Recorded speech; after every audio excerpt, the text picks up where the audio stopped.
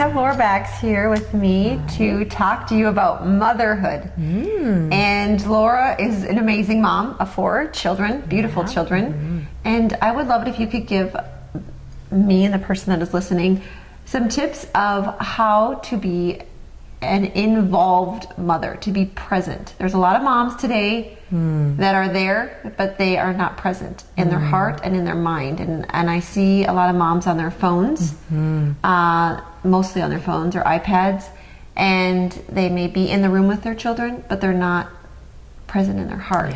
And so that's something that grieves me as a mom of 5. I know that I struggle with trying to keep up with the text messages, the emails. I mean, it's just constant. And I don't even do Facebook or any of those other things that I know most women do. So I struggle with that. And I know that most women do as well, of how do you have that balance and be able to be there involved with your children? What do you do? Good questions. Well, for me, something that my husband and I always knew from the get-go is that our number one ministry is our kids, our family. That's good.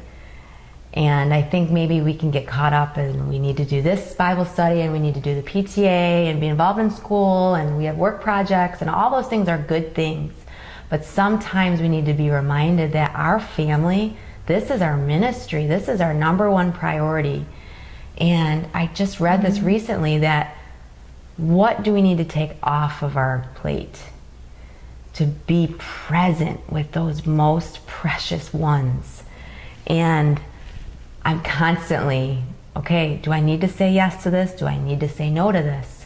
It's probably a wonderful thing that people are asking you to be a part of, but sometimes you just need to say, no, that sounds amazing, but I just can't. I need to be home at night.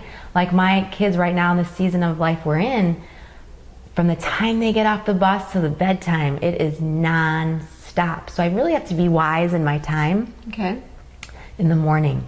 So I need to be able to get my things done and then be there for them with homework and then running them to activities and just being home. I know some of you work, and that is what you need to do. But then maybe you need to be careful on what other things that you take on.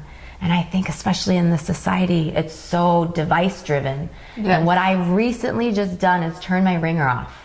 Because it didn't ring, it would vibrate, and I'll tell you what, I could hear that vibrate from 2 houses away, and I would jump every time it would go off. And so I just have to be careful. And there's days where I'm not present, and I wish I would, but Satan wants to condemn me, and I know that's, I'm not supposed to walk around being guilty, feeling guilty.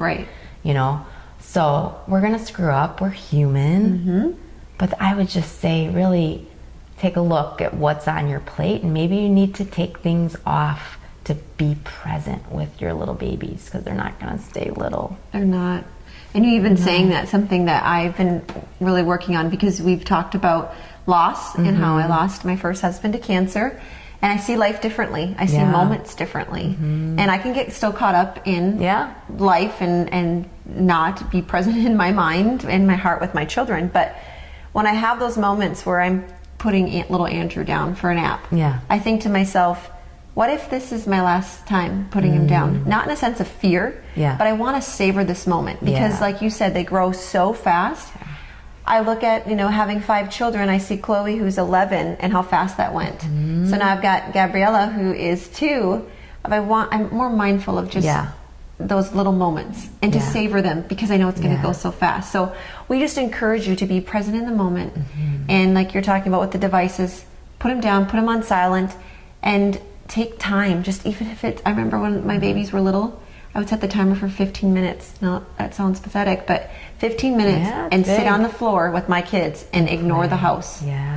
Because my one dear friend that was older than me said, one day you will have a clean house. One day those pillows that are decorative will stay in the same spot, and then you'll wish that you had toys all around.